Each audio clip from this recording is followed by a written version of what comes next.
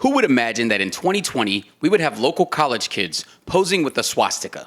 Well, that's exactly what happened in this story. After this photo appeared on social media, local college students at Bridgewater College recognized one of these men as one of their own and took action. The photo shows 4 young males posing in front of a swastika. Daniel Jones is a Bridgewater College senior with a double major in biology and Spanish. He said after the photo surfaced, a student-led effort demanding action by the college administration was launched. Jones authored a petition demanding that the school punish the student for his actions. To date, the petition has received over 5,800 signatures. The petition is titled, Petition for Disciplinary Action Concerning Bridgewater Student Hate-Filled Image. The petition calls on the Bridgewater College administration to suspend the student from the private college, that the school seriously consider expulsion for the student, that the student himself release a statement of regret/apology directed at the Bridgewater community, and that there be visible action by Bridgewater College to create a truly diverse, safe environment for Black and all minority communities on campus.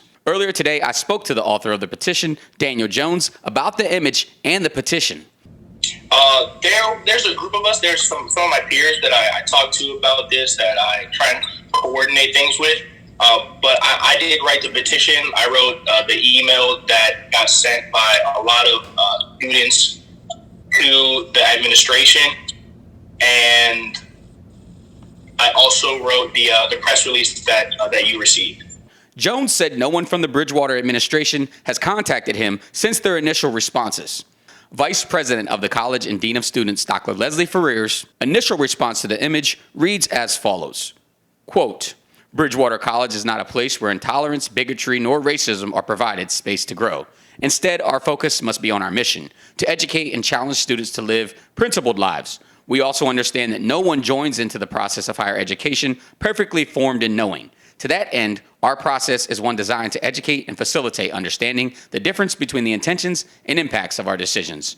End quote. The president of the college, Dr. David Bushman's original response reads as follows, quote, Bridgewater College was founded on the values of goodness, truth, beauty, and harmony. We denounce intolerance, bigotry, and racism precisely because they are manifestly incompatible with our mission and values. End quote. Jones said he heard that the only action that the school has taken against the student is suspending him from playing lacrosse for a short period of time. I will say, so when I say that the school hasn't taken action, I mean legitimate action. Like technically the school has, one, suspended him from lacrosse activities, and they've suspended him from leadership activities. But the reason that we, and I say we because this is a view that many of my peers have along with me, the reason that we don't see the legitimate action is because, one, this student only plays lacrosse. So removing it from leadership positions on campus isn't really an action because it doesn't remove him from anything. All he does is go to school and play lacrosse. So that doesn't really impact the student in any way. And the other action, removing it from lacrosse has multiple seasons. And I know this, again, from being on the team. There's fall ball, there's the preseason, there's the off season where there's still workouts, regular postseason. There are still very many opportunities to be involved with the team and to continue to do that. And through conversation with some people I've had in administration, I also know that suspension isn't planned on being very long. They don't plan it on being something that I think extends past, at max, a semester. And so that's why we are requesting legitimate action, because a slap on the wrist just does not seem enough in regards to the impact that this photograph has had on our community. Jones told me that he doesn't buy the argument that the student was young and didn't know any better. It's important to understand that it's more than just a picture, and it's more than just a kid making a mistake. You know, on the one hand, there's little room, I think, for this to be considered just a mistake. I don't think that there's anyone who doesn't understand what that symbol means. I don't think that there's any lost knowledge as far as what that symbol implies and the hatred that goes with it, the history of it. I think it's something that's, taught to us as early as middle school. And so for me, that's one thing where I don't feel that the argument that, this young, he didn't know any better, really fits in this scenario, because I think that youth doesn't impact that decision and that understanding that this was a symbol used to oppress people for a number of years. I also think that it impacts the community at Bridgewater. The school's response to this situation will set a precedent for how these kinds of interactions are dealt with in the future. We're coming up on an election year.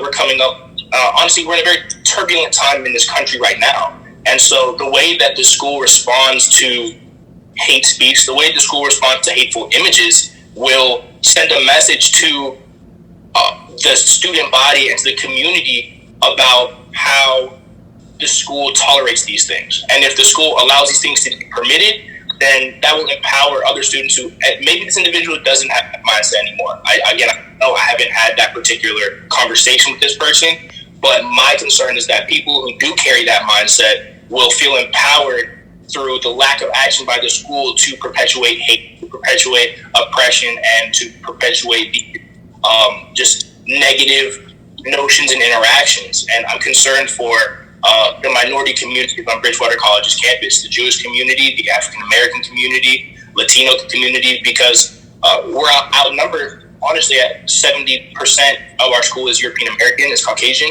and the rest is minority communities. And so I'm concerned with our safety on campus. I'm concerned with the safety of my peers on campus. Jones is open to dialogue with the student, but still believes the student needs to face serious consequences for his actions. This is a developing story, and we will update our viewers on any future developments. In the Breaking Through newsroom, Theodore Whitelow, Breaking Through News.